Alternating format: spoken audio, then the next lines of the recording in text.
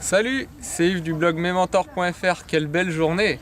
C'était pas prévu, d'autant plus que on est au mois de mars, c'est dimanche, tant mieux. En parlant d'imprévu, pour ceux qui lisent les blogs sur la liberté financière, vous avez dû vous rendre compte que leurs auteurs parlent souvent de leurs imprévus. Ils ont un plan bien rodé, une stratégie qui a fonctionné pour les autres, et pour eux, ça marche pas. Pour ceux qui sont déjà passés à l'action, comme pour moi, vous devez vous reconnaître. Et là, souvent, qu'est-ce qui se passe? Votre entourage vous dit: ah, tu vois, je te l'avais bien dit, ce qu'il a écrit ou raconté sur internet, c'est des conneries. Ce qu'il raconte, c'est faux, c'est pour se faire de la pub. Et vous avez deux choix. Soit vous écoutez votre entourage et vous baissez les bras, soit vous n'écoutez pas votre entourage et vous continuez, vous vous entêtez, quitte à prendre des coups. Ça, c'est la différence entre mes mentors et la quasi-totalité des gens. C'est que mes mentors sont des gens perspicaces. Ils ont une espèce de cuirasse autour d'eux qui les empêche d'écouter les propos négatifs et même leurs propres pensées négatives. Voilà, moi aussi dernièrement j'ai eu pas mal d'imprévus et je vais pouvoir vous en parler un peu plus loin.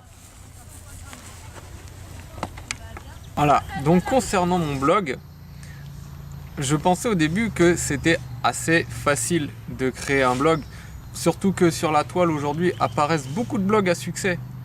Mais c'est un travail de titan. Si vous vous lancez là-dedans, dites-vous que ça va être très chronophage.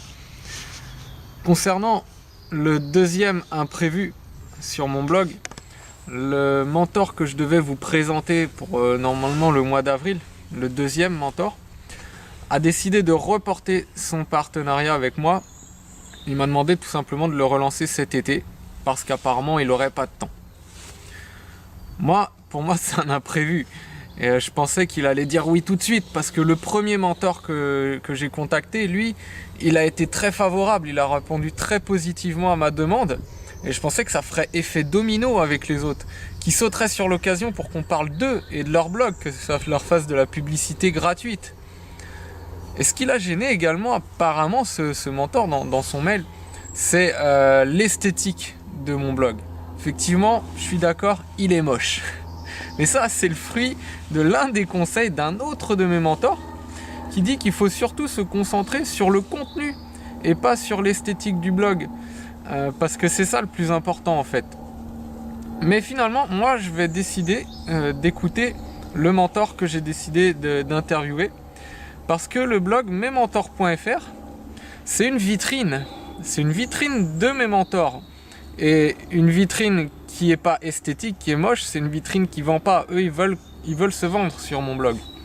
Donc, il faut que je trouve quelqu'un qui m'aide à créer un beau WordPress. Et ça, c'est un bel imprévu de taille que je vais essayer de relever. J'avais prévu de travailler sur le portrait de mon second mentor. Et vous voyez, à la place, vu que c'était pas prévu, j'ai décidé de faire cette vidéo sur les imprévus liés à la route vers la liberté financière. Les imprévus, j'en ai eu pas mal sur mon chemin. Ça aurait dû me décourager, ça aurait dû introduire des doutes dans mon esprit. Et bah, c'est ce qui s'est passé. Et c'est normal. Après tout, quand on a un refus par rapport à tel ou tel projet, au début on est plus bactère, et puis ensuite on est énervé, puis anxieux, et la plupart des gens, ils finissent par baisser les bras. Ce qui fait justement la différence entre mes mentors et la plupart des gens, c'est que mes mentors, eux, cet état, ça dure pas très longtemps chez eux. Tout de suite, la phrase qui arrive dans leur tête, c'est voilà. C'est pas si grave, il y a toujours une solution. Je vais me calmer, je vais sortir, je vais prendre l'air et je vais y réfléchir. Et des fois, paf, la solution elle arrive très vite. C'est dingue. Bon, vous pouvez vous dire ouais, mais les mentors de Yves, c'est des gens, voilà, ils ont réussi. Aujourd'hui, ils ont confiance en eux, dans leur avenir, etc. C'est plus facile pour eux de gérer les imprévus. Ok. Alors dans ce cas-là, regardez-moi.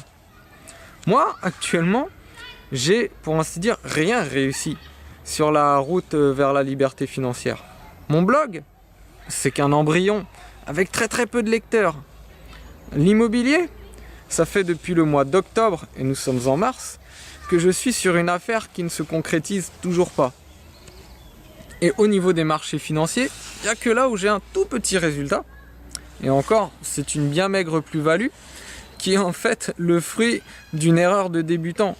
En un mot, j'ai revendu trop tôt et j'aurais dû garder mon action. Vous voyez, malgré tous ces imprévus, toutes ces difficultés, c'est pas grave, je suis toujours là, tout va bien. En immobilier, tous mes mentors et moi-même avons eu plein d'imprévus. Actuellement, pour moi, l'imprévu, c'est par rapport à une place de parking que j'essaye d'acheter, qui est dans le 19e arrondissement. Et ce qui pose problème, c'est le financement de cette place de parking. En effet, c'est un financement très audacieux que je demande à mon banquier, puisque je lui demande de financer à la fois la totalité du prix d'acquisition du bien, les frais de notaire et les frais de garantie du bien. Sachant que les frais de notaire représentent quand même 32% du prix d'acquisition. De plus, le loyer devait couvrir tous les frais. Les mensualités du prêt, les charges, les taxes. Donc, je suis allé voir plusieurs banques et certains m'ont carrément ri au nez. Ils m'ont dit c'est impossible votre financement, personne n'acceptera ça monsieur. Mais c'est pas grave, je me suis entêté et finalement, il y a un banquier qui m'a dit, un jeune banquier, il m'a dit monsieur, votre financement est tout à fait possible. Nous étions donc partis sur un financement à 25 ans pour une place de parking, avec seulement 200 € d'apport qui constituaient tout simplement les frais de dossier du prêt. J'en croyais pas mes yeux, j'avais réussi l'impossible. Mon épouse et moi sommes allés au dernier rendez-vous pour signer tous les papiers. Et là, je me disais, c'est bon, mon banquier m'a mis en confiance, ça va passer, cool. Seulement, 3 jours après, j'ai reçu un appel de mon banquier pour me dire « Votre prêt a été refusé, du moins son financement. » Là, j'étais plus bactère, je me suis dit « Ça y est, des mois de travail anéantis, je vais pas pouvoir acheter la place de parking. » Et puis là, tout de suite, j'ai arrêté de paniquer.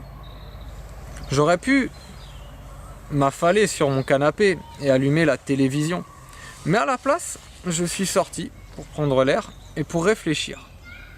Et quand je suis revenu, j'avais déjà des pistes. Finalement, une solution a été trouvée et aujourd'hui, je vais pouvoir vraiment financer ce bien. J'ai renégocié le prix de la place de parking avec la vendeuse et elle a accepté. Au final, cet imprévu m'a été bénéfique puisque j'ai gagné 1000 € sur le prix de la place.